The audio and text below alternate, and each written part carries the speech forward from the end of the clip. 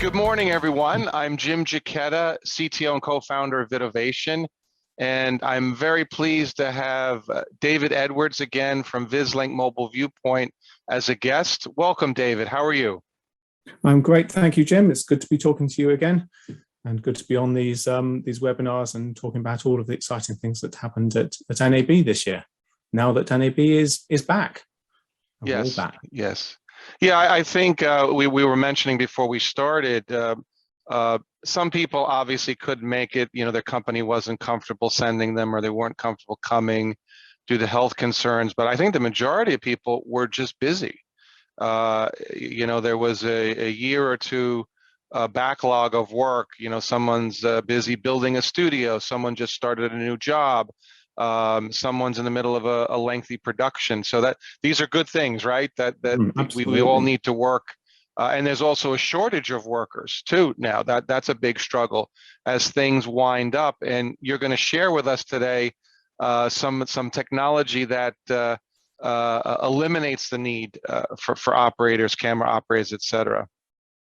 That's right, and it's the trends that have been happening in the broadcast industry for quite a few years now. You know, finding new ways to do more things without necessarily increasing any significant costs. So potentially opens up new revenue paths for people to make use of that content, and new business for people who are providing those content streams. And so that's where we VISLINK and Mobile Viewpoint are looking to enable people to achieve more without necessarily costing the earth. Right. We've talked about this before too, that you know, maybe for your tier 1 production, you still do the more traditional workflow, camera operators, production trucks on site. But tier 2, 3, 4, high school sports, or any kind of lower tier live event, in the past, there wasn't a budget for it. They couldn't afford a truck, couldn't afford all these operators. So I think there's such a demand. You know, every studio now has a streaming platform. Now the scramble is to create content for these platforms, and in particular, live content. That's right. And people will consume content if it's there and if it's compelling. And I think really the task is, we know that people have broadcast rights to lots and lots of content. Maybe there have been challenges in the past in making that content affordable to produce. And then the challenge is, within the budget you've got, how do you make that content compelling? And if you can achieve those things, then potentially there is a much larger revenue stream to be had there for the taking. And so, you know, today perhaps we'll talk about some of those tools that we can deliver to people to make compelling content. You know, where we are thinking beyond the tier 1 tentpole budget, which of course everyone is very familiar with, and will remain with us, because that is truly compelling content and the appointment to view television. But let's think differently at different categories.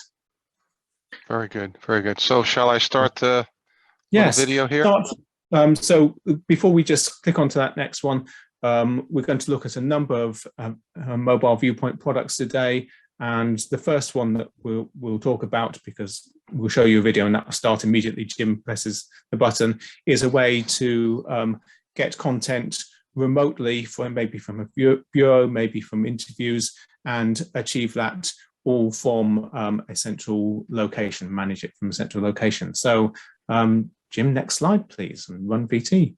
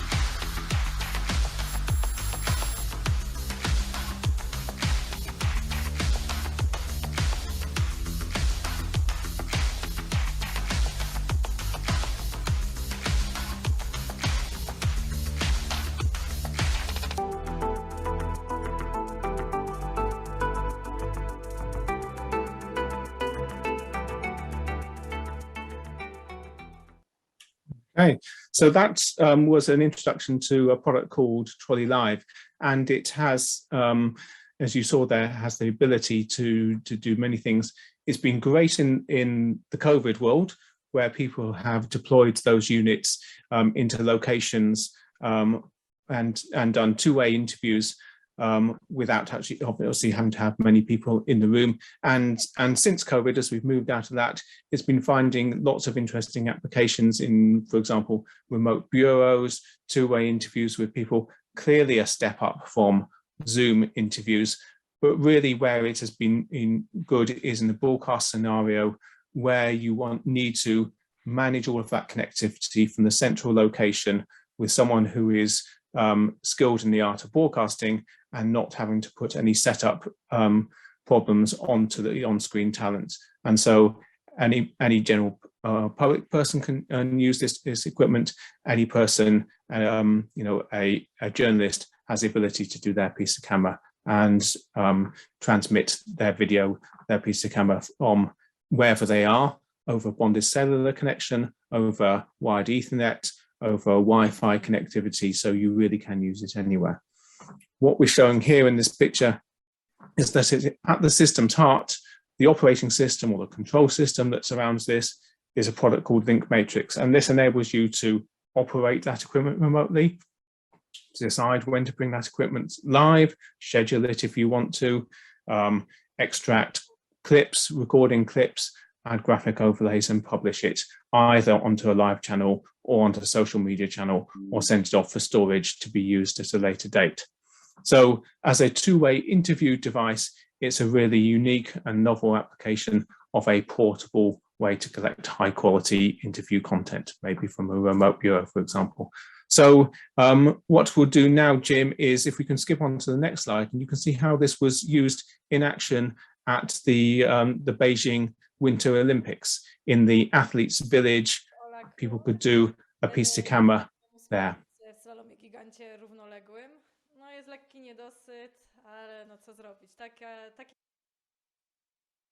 Okay, so that short clip was from the Polish team at the Winter Olympics, and within the Olympics, the athletes' village, it was tightly in COVID lockdown. Only certain people could go in and out. Broadcast teams couldn't go in and out, and so this provided a really neat method of the athletes there to do their interviews to the home audience and discuss how they're done in their sport. So a good example how you can use these devices as a pop-up interview location with easy connectivity out of the event. So that made a fantastic impression on a lot of the VISLINK and mobile Viewpoint customers at NAB. So this is a 20-minute super session. Yes, yes.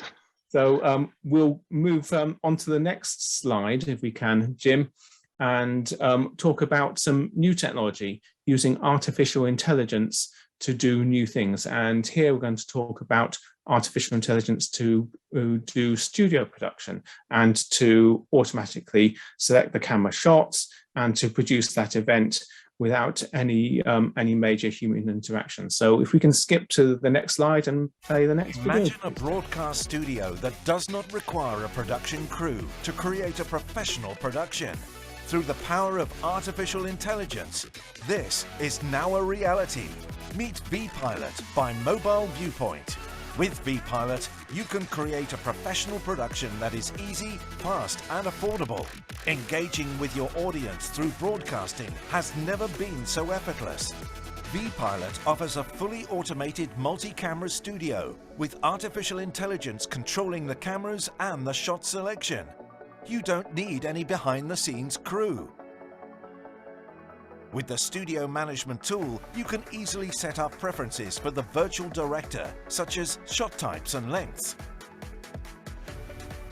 The V panel gives the talent flexibility at their fingertips, allowing them to add graphics, inserts, or cut to an external camera when they see fit.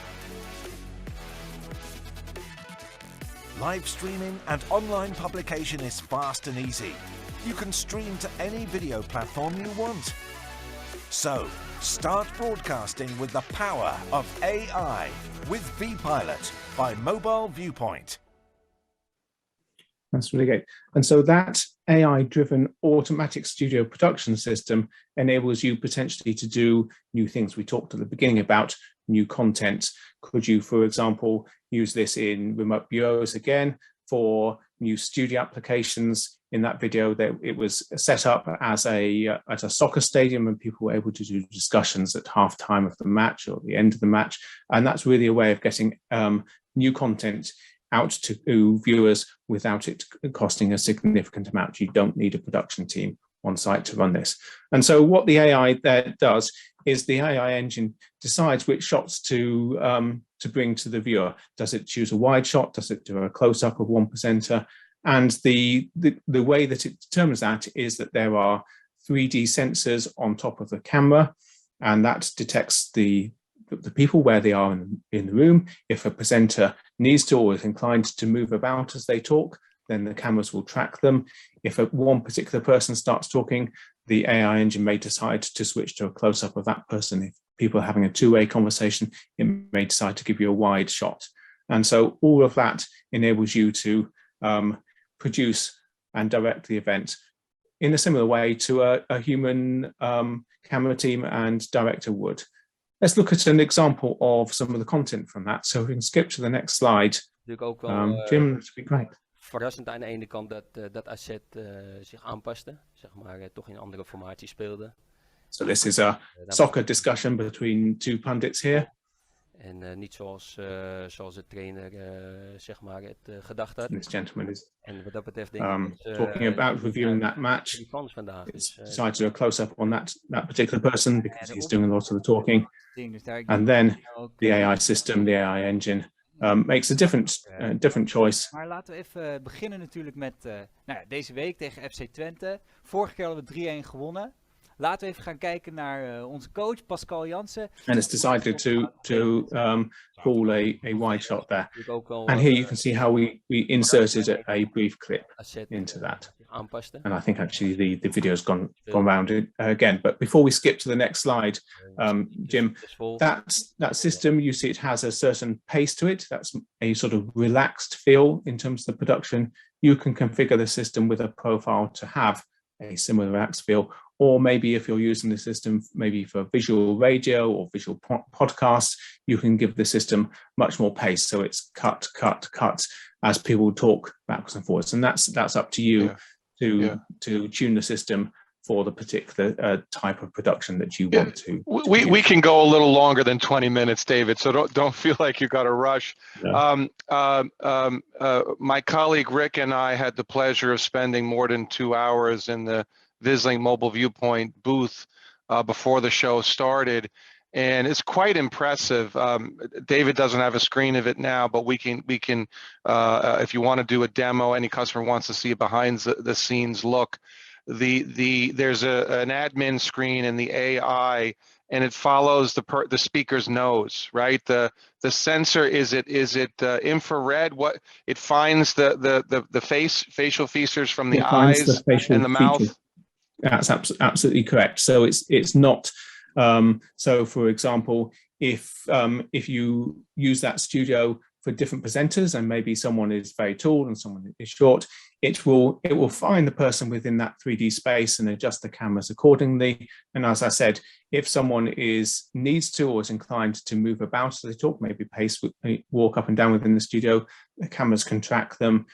In terms of using the AI engine, if someone decides that what they're going to do is they're going to turn their head and give an ear shot to the camera, that's not a particularly interesting shot, and so the AI engine will detect this is not that it's seeing a different view of a person and may choose a different shot, maybe a wide shot, so that you're not looking down someone's ear. So it's a really intelligent system in terms of choosing which particular camera's views to deliver.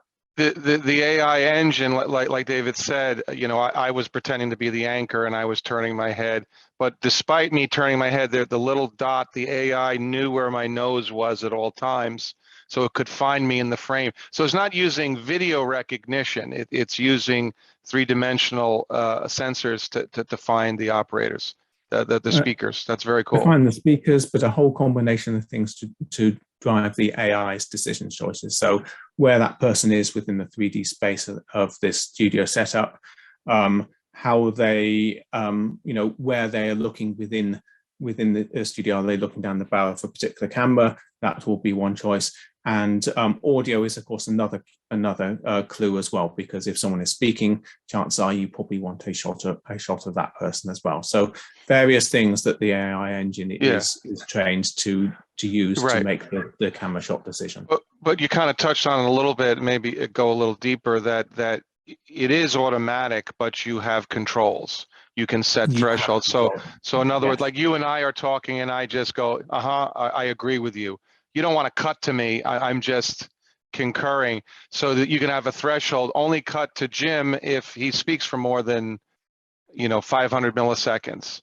Exactly. Or if we're talking over each other, we're kind of having a banter, then it knows, okay, I hear audio on all the channels, I'm going to go wide, right? So those types of this, you can guide the AI, I guess is my point, right? You can guide the AI, and there are other things you can do in terms of user input as well. So the system, you might have seen there was a control panel in that video that we watched a little earlier. So the user there, the operator there, can choose to insert a video clip. The operator can trigger to have some on-screen graphics, maybe a lower thirds graphics that you can put in. And you can also configure the system for the user to do a manual camera override.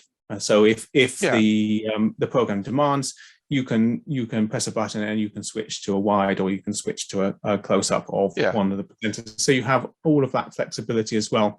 But of course, we're talking about offloading a lot of the work. And so at the heart, you would, in most situations, use the AI engine to call which let it do its thing. But the anchor could have a confidence monitor in their eye line, and they don't, they want to override for some reason the AI's decision to go to the guest. They want to bring it back to them. They can override with the button if they want. They can do that.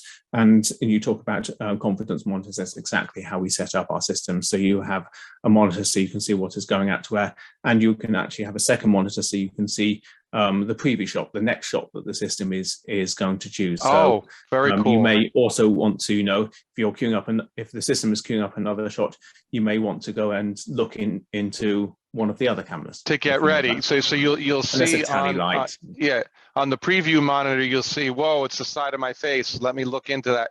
Oh, that's cool. I didn't even think of that. That's great. So shall we move on to AI sports? Let's move on to another AI system, because AI has the capability to do many different things for us, and so we produced an AI-driven system for sports production. So yes, next slide. So just as an introduction, we're now thinking about sports games. Yes, I'm showing a picture of soccer here, but the system is tuned for many different sports as well, and we'll talk about those in a moment. So let's skip to the next slide. And televised sports production has been the same for a long time, but now it's changing. Meet IQ Sports Producer from IQ Video Solutions. With the power of artificial intelligence, professional productions can now be created without an on-site camera crew, and thus at a fraction of the cost. The AI has a high level of automation. It tracks both the ball and the players. It overlays the scoreboard and graphics, and it creates highlights and replays. High quality, easy and affordable sports production has never been so easy. Tap into new possibilities with IQ Sports Producer from IQ Video Solutions. So I think this is one of the really coolest things that I saw at NAB, and had the pleasure to talk about it at the show. So one of the questions that I got quite a lot about this technology is this just a ball tracking system? And no, it's more than that. So if we can skip to that blue slide, if we can Sure. Jim, that'll be a great way of IQ Sports produced talking a about it. mobile I've never Viewpoint seen this. uses This is high cool. quality 4K cameras to give superior image quality. So it even knows what team the individual objects are on. That's right. It knows the difference AI between engine can the track different action, teams, even if the area of play between momentarily teams and the is referee. The video image can is see the processed ball. to deliver and direct an engaging broadcast production with smooth pans and zooms, just like a professional camera operator. It knows the difference between a ball and a penalty IQ spot, Sports for produces example. AI engine can differentiate between opposing teams to give more accurate action tracking. The AI system disregards off-pitch action to focus on showing active gameplay. So you can see that people who are off the pitch aren't interesting to the Yeah, so system. you saw it reacquire the ball disappeared. So it didn't freak out that the ball disappeared. It kind of stuck in that general area till the ball reappeared. That's right. So one of the things that we've been looking at various technologies that are similar to this, and one of the things that people have told us is some other systems, for example, in real gameplay, the ball can go off the pitch and it can come on maybe at a different place. And so it is far more than a simple ball tracking system. So this system is smart enough to determine where the area of play is. It's not just the ball. Likely that the area of play is ball plus a collection of players around a location. And because we use high quality cameras, it means that we can have the ability for the AI system to get in close to the action, which is really what you need. So how do we achieve that? Well, perhaps if we skip on to the next slide, and there's a good example here. So you might have seen some pictures of one of the camera systems that we have. It's a panoramic camera. It's made out of 4K cameras rotated into portrait because that best fits the geometry of the sports pitch. And that enables us to capture the full field of play. But then once we've detected or using our detection of where the action is taking place, we can then zoom into any area. Now, because you have a panoramic image, you have to de-warp the image, but because we are using 4K cameras, we can do a digital zoom in on any area of the pitch and present a flat image, which is what you get out of a normal broadcast camera. So that's what you're seeing in this demonstration here. You're seeing the complete field of view. You're seeing how the system has de-warped the image to give a flat image you see in the bottom right-hand corner, and you can see the area that is identified as the field of play. So that gives you an idea of some of the video processing and image processing technology, as well as the AI engine which detects the area. So next slide, please. There's one question, David.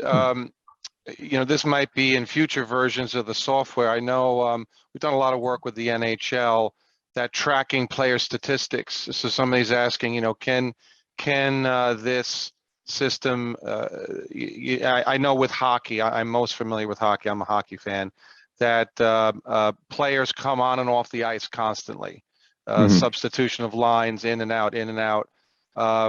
Soccer, football, same thing. Time on field, time on ice is an important statistic.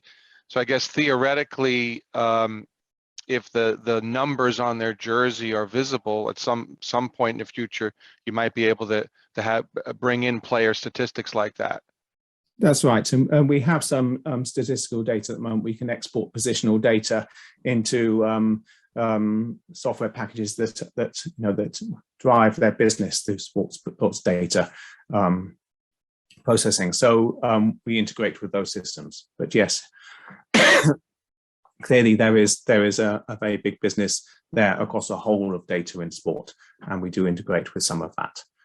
Because yes, we know where people are. Even do you have like an open API for this software? Could it integrate with other systems? I'm thinking like maybe a multi-vendor kind of a thing. Another company that's doing stats to merge kind of the two systems together.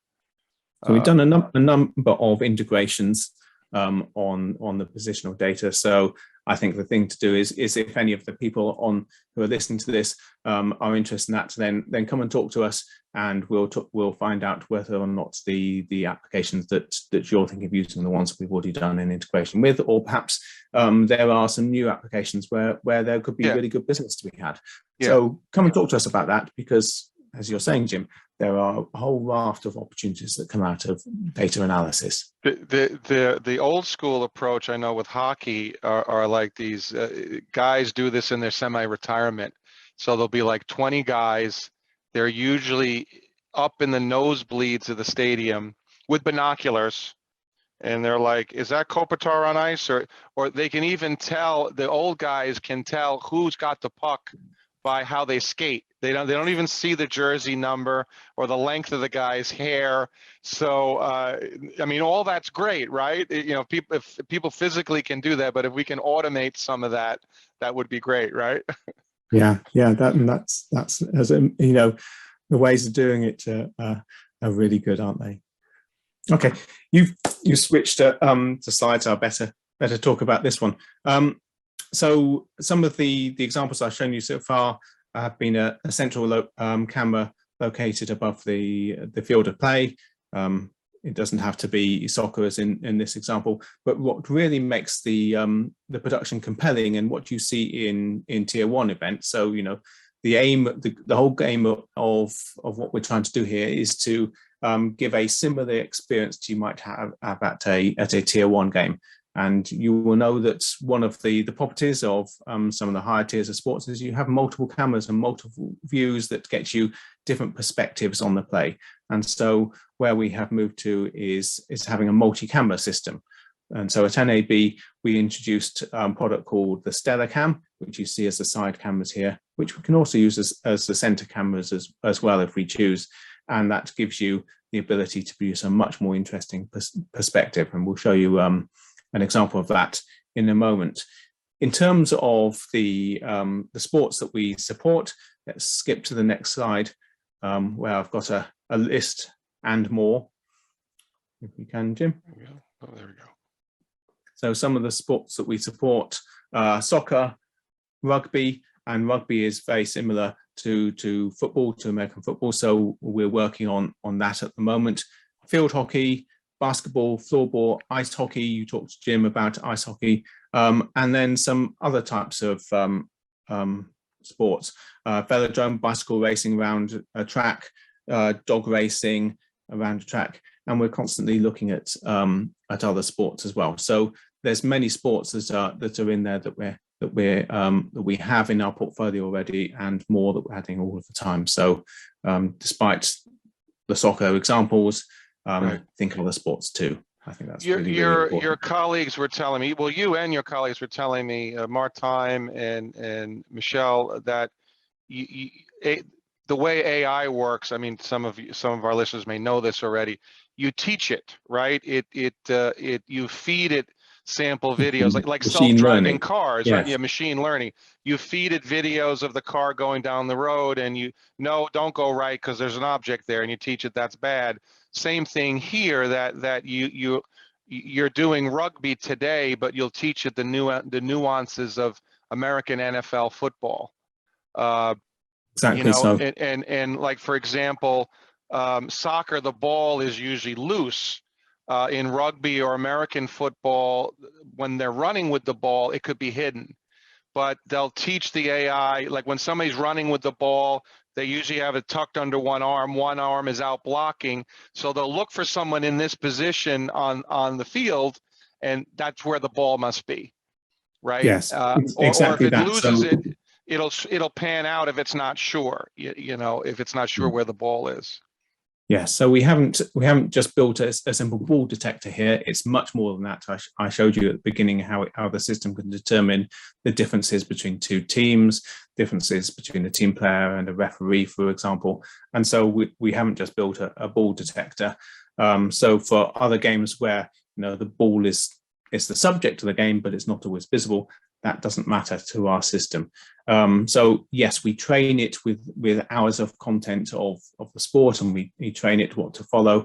There are some rules as well built into the system. So one of the things I said at the beginning with soccer, the system knows the difference between a round ball and a round penalty spot, for example. It knows the geometry of the sports pitch and can determine, that's likely to be a ball, that's not likely to be a ball. There's some rules in there too. So various techniques like that are some of the things that we employ. So a combination of learning and rules. So it's a really clever piece of technology. And so, as an example, what you can do with multiple cameras, yes, let's run this piece of content. So here is a soccer game in London. It's not tier 1, but it shows what you can do with a multi-camera system. So here we switch camera automatically under the AI system, switch back. We are doing some panning. We're doing some zooming on the action. We're tracking that sporting action. And it's producing something that is really quite compelling to watch, because it's not just a boring pan backwards and forwards. This particular soccer league, it is covered in the UK on national television, but because it is a lower league, it is one camera operator at the top of the stand panning backwards and forwards. Now that we've implemented multiple cameras, now you have something that is much more compelling to watch. And in terms of what happens to that human camera operator, well, actually, we suggest that you keep him at the event, and you can repurpose that camera operator to do halftime interviews or end of match interviews with the players and with the team coach. And so that way, you really are bringing a lot more of what you see from a tier 1 event to lower league content, and you are producing content that really is compelling to watch. I do see the big difference in, so you have the panoramic camera, the multi-camera panoramic, usually at midfield, right? And Correct. then where the sweet spot or the real action happens at the two end zones, at the two ends where if it's football, rugby, the action's at the end zones. Soccer, hockey, is near the goal.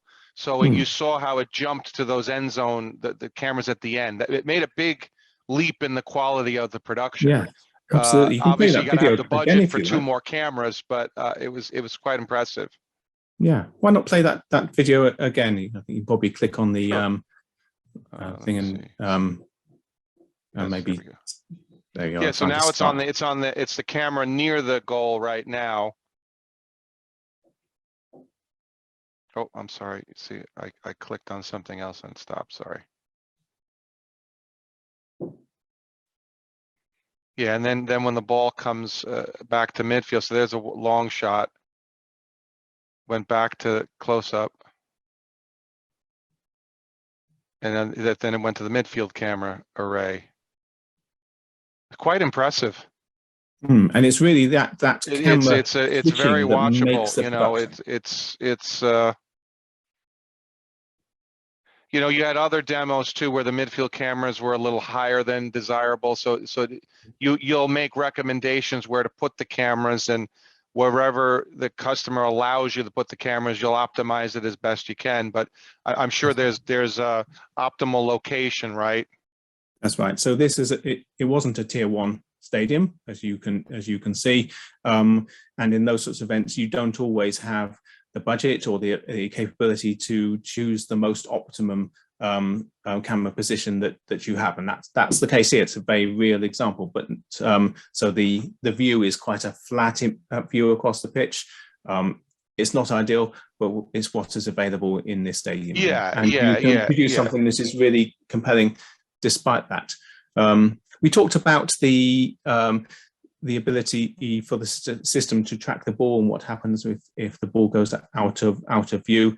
And this system, it has a look ahead capability. So it's actually ingesting video data a few frames ahead of what it plays out. So if the ball were to disappear behind someone for a frame or two, it probably reappears a few frames later.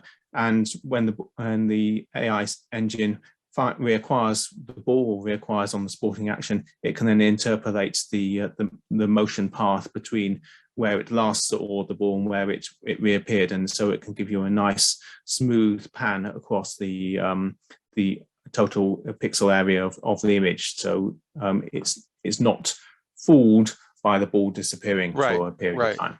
Yeah, this technology really is probably not meant for in-venue content, because there is some latency, or you could make that latency longer so it can has more time to find where the ball is, or is that what you're alluding to, that you're a few frames ahead? Can you, is that a setting?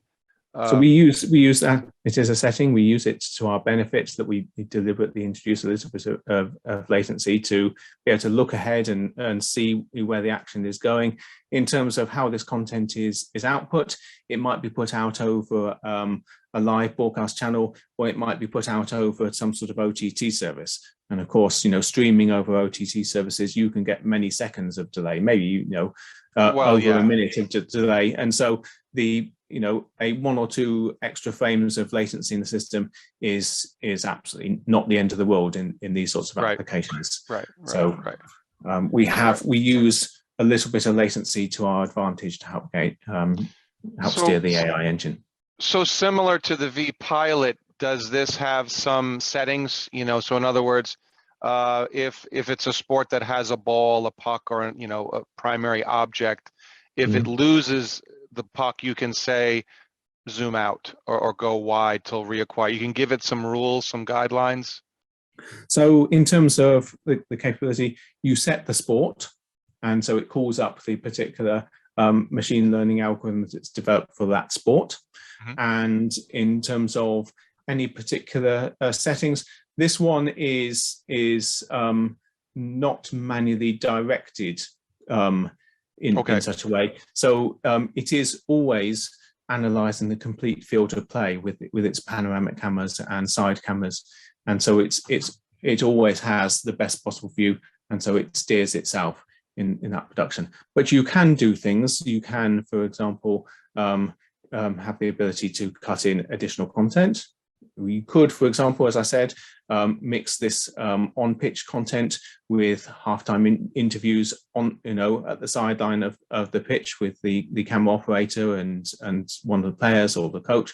You can augment this AI system with the previous studio-based AI system that we looked at. So you can have a studio-based discussion about how that team went and how that game was. And so you can therefore give what is very much a full tier 1 production type of event with the with the match itself, interviews with the staff down on the pitch lane, and discussion programming in the studio. You can bring all of those elements together if you wish. Yeah, on your longer presentation, you had a slide where you mentioned the single camera operator shooting the whole game from one position, the old way of doing it, one camera, one position. That person now is on the field, on the pitch, getting reactions during timeouts, putting a camera in the face of the coach, or during intermissions. You can cut to that more traditional camera and intermix that with the AI. That's easy to do. You can, and so that's giving you that's something that is very similar to a tier 1 experience without adding additional costs, which is where we came in, isn't it? Really about making the most of new content streams and monetizing them with compelling content. Great. So Cindy's been very helpful. She's been wrangling the chats. I think we answered most of the questions. So there's quite a few people interested in the IQ Sports. Let me just make sure we answered everyone's questions. We'll certainly reach out to everyone after the event, and there will be a recording. We're doing 3 sessions back to back, so it'll probably take us about a week to get all the content up online. I put my phone number, my email, a link to book a meeting with me. Of course, we bring in the experts like David and his colleagues to do demos. Let me see. Oh, House of Worship. We were talking about this. So Art was saying that he works with houses of worship. We were saying that maybe the vPilot might be applicable for House of Worship. The cameras are relatively close to the talent. So things now that things have opened up post-COVID, it's kind of hybrid now where people are attending events. Maybe 75% of people are back, but there's still 25. Maybe the elderly are not going out to events, or people that have health concerns. Maybe speak to that. We talked about that a little bit, you and I, at NAB. That's right. And so this is something where we think the vPilot product, this AI Studio tool suites that we showed earlier, could potentially start to revolutionize house of worship production. It's set up as a system at the moment, which has, well, in the example you saw that the cameras were quite close to the presenters, but we can move all of all of that hardware to approximately about 30 to 40 feet away from the stage. And so that opens up the possibility for some house of worship applications. We have ideas as to how we can do things differently and deal with much bigger stages and events, and automatically produce the event switch between the pastor and choirs, for example, at a greater distance. But to start with, we think we have a solution there which is very implementable for distances where cameras might be 30 to 40 feet away from what is happening. Yeah. So we're interested in actually looking at and trying that. So if there's anyone online at the moment who wants to be part of a trial, then we'd be very interested in speaking about that. Let me and see. seeing what we can learn and yeah, Art, if you'd like to dive a little deeper, we can certainly work with you. So we discussed. I volunteer local church. I know Cindy helps with AV stuff at her local church. You know, it's a typical setup. You know, maybe there's a lectern where the pastor preaches from. I'm thinking there's usually a band. So you could tie in the microphone so you know who's singing, right? So you would bring the pastor's microphone in on a channel, maybe the lead singer, maybe some of the backup singers in, so you know who's singing, who's live. I mean, the system can't sense somebody's mouth is open that they're speaking. You do that, you get the audio cues from the actual audio channels, right? So the audio cues are one of the clues to the AI engine in how it chooses which shots to pick. But yes, in sort of a house of worship application, that might be one of the more major clues to the AI engine in which shot it would choose. Yeah. So here's an example. So like the lead singers could be routed through, and then the backup singers, the rest of the band gets coverage when it switches to a wide shot. Exactly. And then you could do a whole church production without any operators or minimal operators.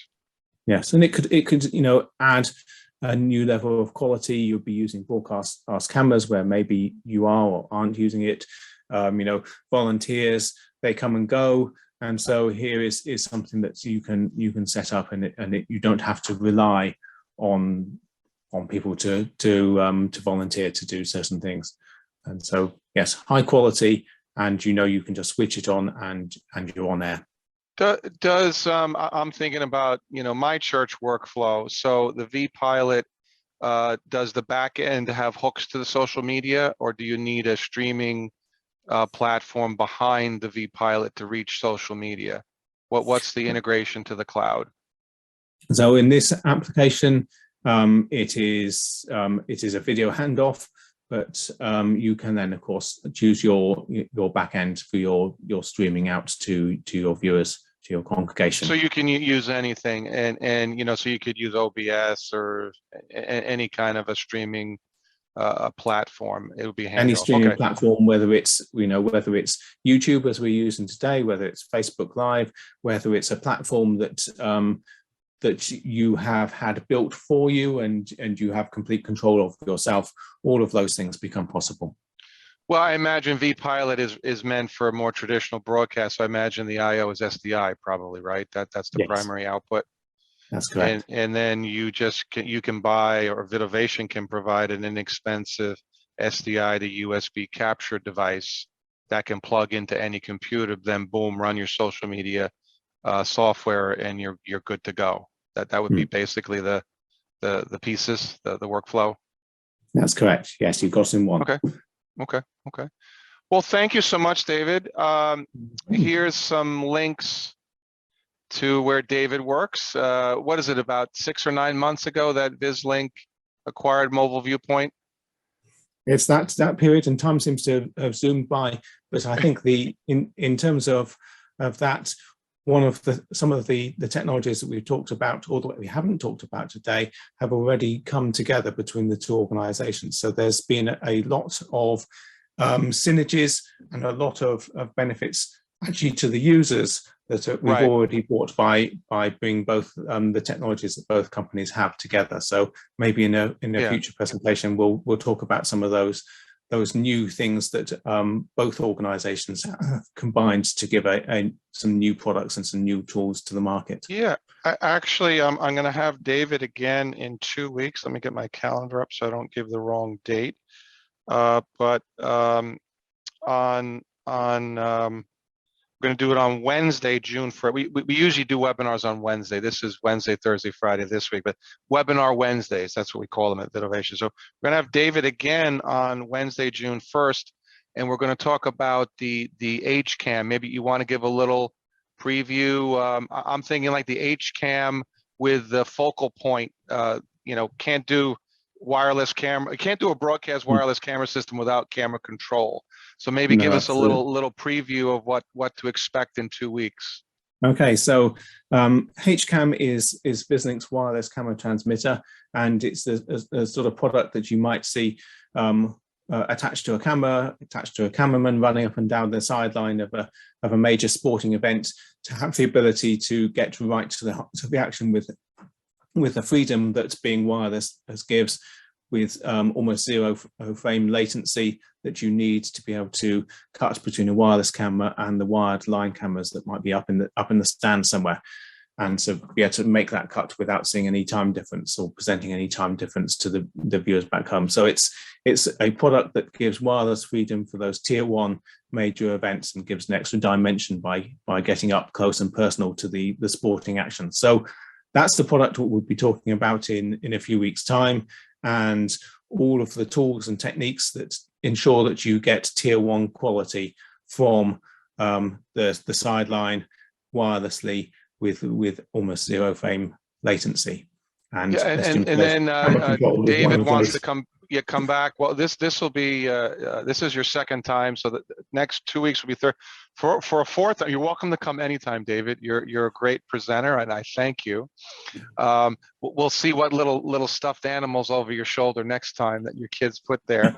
Or we could do a thing. Guess the animal that's going to appear in 2 weeks over David's shoulder, and then you win a prize. But David wants to do, and I think it's a great idea to do. He's going to join one of his partners at MV. I love your nickname for Mobile Viewpoint. Call him MVP. That's just such a great. He's gonna go to MVP and be in the studio with one of his colleagues, and we're going to do like a video podcast. Podcast. Yeah, and show the V-Pilot working in real time with no tricks, no edits. We're going to stream out the live production of two people talking together, interviewing each other. I won't be there. I'll just be the moderator, streaming it out to you guys, but I think that'll be great. So I look forward to that as well. So thank you, David, so much for joining us today. You can reach VidOvation at VidOvation.com. Sometimes people have a tendency to put an E in VidOvation, VidOvation. It's VidOvation.com. You can also reach us at info@vidovation.com. And our phone number is 949-777-5435. And we can loop David and his team into the conversation and facilitate your live production needs. Yes, thanks, everyone. Thanks, David. Thank you. Thanks, everyone. See you in 2 weeks.